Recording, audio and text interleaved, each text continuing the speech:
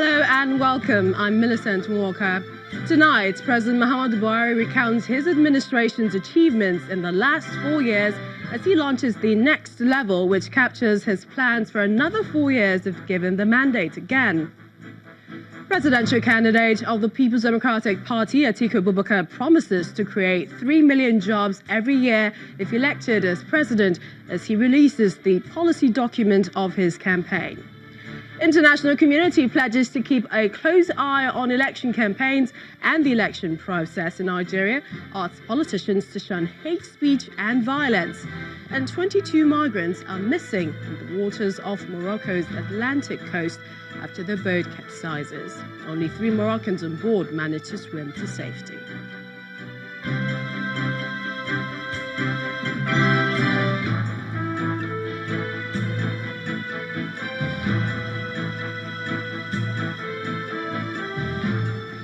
We begin tonight with politics, and President Muhammadu Buhari has promised Nigerians that he will consolidate on the achievements made over the last 3.5 years if he is re-elected in 2019.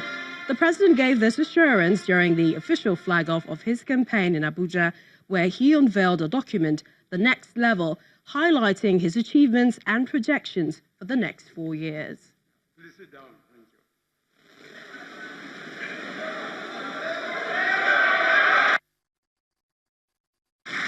Corruption is an existential threat to Nigeria.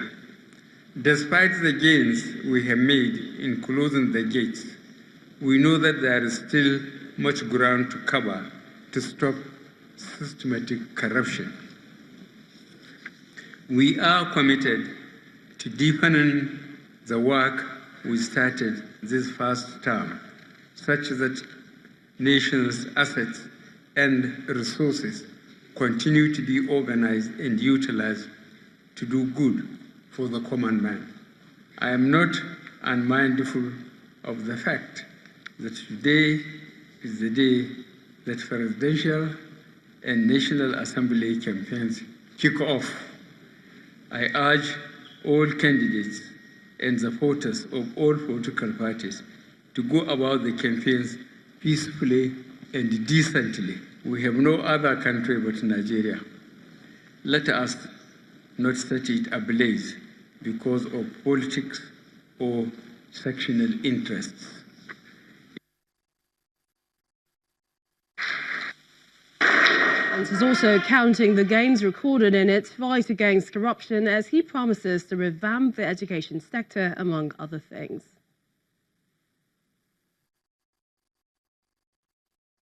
That these past few years have put us in good stead to press on the next level of building an even stronger nation for our people. First things had to come first. We were a nation at all, but we delivered on our commitment to secure the territorial integrity of our nation in the face of a raging insurgency that devastated many parts of the Northeast. We believe we can implement the painstaking and comprehensive policy and work we have done to bring an end to the perennial conflict between farmers and herders, a conflict which is heightened by a struggle for land, water, and pasture, and the effects of climate change, and every now and then opportunistic and cynical manipulation by political actors.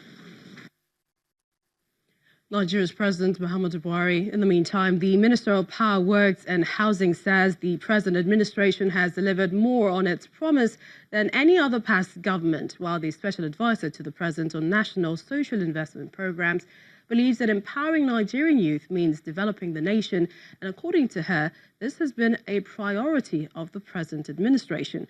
They were both speaking at the president's launch of his campaign.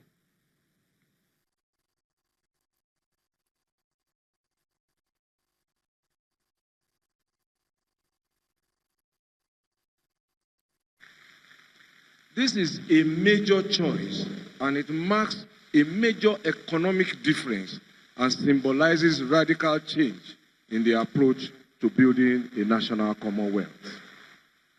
With much fewer resources and within a shorter time, the Buhari government is currently executing 365 road projects simultaneously in 36 states. And there is no state in the country where at least not one road project is being executed. But in order to dimension our progress, out of those 365 roads, 244 of them were awarded and commenced in 2001. But work had stopped on them by 2015 due to lack of funding. The remaining 121 roads that make up that 365 were awarded only in the last 3 years of this government. So if you compare in order to measure progress, you will see that 244 roads over 15 years amount to 16 roads per year with very high oil prices and income. And 121 roads over 3 years amounts to 40 roads per annum with oil prices less below. Today, unlike programs of the past, we are doing things differently. All of our 520,000 N-Power volunteers, whether graduate and non-graduate, are selected through an online platform. We have 8 technology hubs springing up, supported by NIDA, the states, and development partners to engage our citizens with workable ideas and providing solutions at scale. From humanitarian issues to clean energy, communal conflicts, oil and gas. We're also about to start the N-Power Junior program, engaging pupils in government primary and secondary schools in 12 states. Well, elsewhere, for the presidential candidate of the People's Democratic Party, Atiku Abuaka, he has promised to create 3 million jobs every year if elected as president in the 2019 election. Well, this is one of the key points in the policy document released by the PDP flag bearer today, which details a 7-year timeline in which he intends to deliver on his campaign promises. The document lists 4 areas of priority, namely job creation, human capital development, poverty eradication and infrastructure. According to the former vice president, he plans to privatize the Nigerian National Petroleum Corporation and also sell all 4 national refineries. Other areas of focus in terms of infrastructure is the construction of 5,000 kilometers of roads and 5,000 kilometers of modern railway. Mr. Abuaka adds that he also plans to lift 50 million Nigerians out of poverty by 2025. The 2019 elections will be the 6th cycle since the turn of this dispensation and also the first since the last time an incumbent conceded defeat. Well, the race this time around will be laden with a lot of critical issues of national concern, but will also be a keenly contested race considering the caliber of candidates in the race. Our political correspondent, Seun Okibaloye, brings perspectives on the issues to look out for as the 90-day campaign window opens.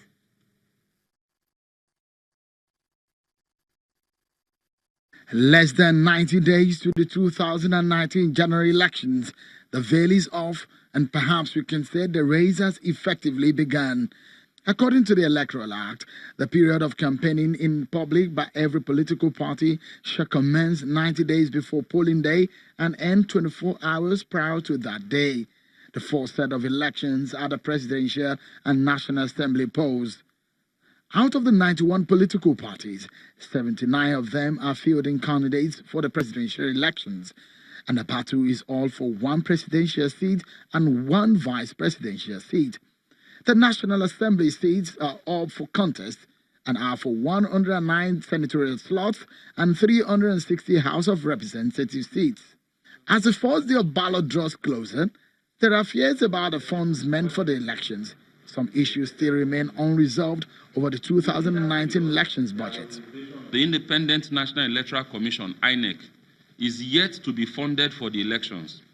It should be noted at this point that Nigeria is in a critical moment when something has to be done urgently. The law is very clear on how much political parties and their candidates can spend during campaigns, and this is a breakdown. There is a cap of 1 billion naira for presidential election and 200 million naira for governorship. Analysts have raised concerns on how much of compliance have been given to these specific laws. As the campaigns open, the different political parties will move from strategies to actions. For Nigerians, it might not be business as usual. Critical issues like restructuring Nigeria, debt servicing, creating a conducive business environment, and fixing the economy will be paramount. The presidential candidates and their parties must also be able to give solid ideas on ensuring security, building infrastructure, tackling youth unemployment, workers' wages, and job creation. The candidate of the APC and the incumbent president, Muhammadu Buhari, and his party says they want to take Nigerians to the next level. Over the last 3.5 years, we have laid the foundation for a strong, stable, and prosperous country for the majority of our people. The main opposition party, PDP, and its candidate, Atiku Abuaka, have promised in a policy document released to create 3 million jobs every year if elected as president in the 2019 election. According to the former vice president, he has plans to lift 50 million Nigerians out of poverty by 2025. Other candidates in the race are also pushing for great ideas they believe will benefit Nigerians. The focus of my government will be human capital development and innovation to drive Nigeria's economy into the 21st century. Education is the new oil, and that human capital is the new economy. It's a kind of sea change direction that would take this country out of the entrapment of poverty. The music and the stories in political campaigns are not new to many Nigerians, but what may strike a chord this time around is in how much of these promises are tending to the concerns and challenges of an average man on the street. A successful campaign may not be in the volume and intensity of it, but maybe in the clarity and the purpose of the ideas they put forward.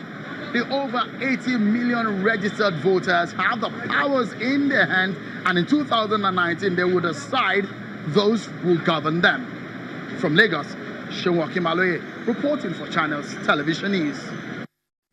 Well, staying with the 90-day campaign window, the international community has promised to follow close the election campaigns in Nigeria in the build-up to the 2019 polls, which they have also said will be monitored closely. This was made known in a joint statement by the European Union, the United States, the United Kingdom, and several other countries on the occasion of the beginning of the campaigns. Well, the group calls on political and non-political actors to refrain from using hate speech and take a firm stance against violence, referring to the 2015 peace accords, which played an important role in that regard and which efforts they look forward to witnessing during the polls. The group calls for respect for the independent National Electoral Commission, INEC, which must be allowed to operate free from outside pressure and intimidation, while drawing attention to the importance of security agencies in providing a safe environment for the polls to take place. The group says it strongly supports the principle of media freedom and the vital role the independent media plays in ensuring informed public debate through balanced and non-defamatory coverage. In part two, after the break, identical twins Hassana and Husseina, abducted last month in Zamfara State, regained their freedom after their family paid a ransom for their release. That's in a moment.